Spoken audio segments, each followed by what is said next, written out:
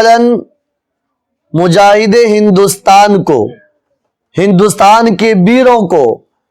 हिंदुस्तान के शेरों को, हिंदुस्तान के बहादुरों को खिराज अकीदत पेश करता हूं।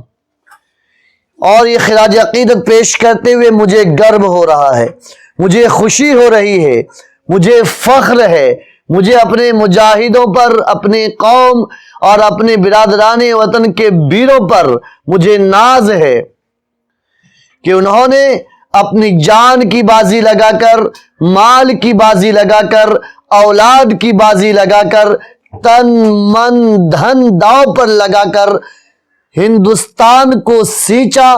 अंग्रेज की नापाक चंगुल से आजाद कराया। सानियन, मैं तमाम देशवासियों को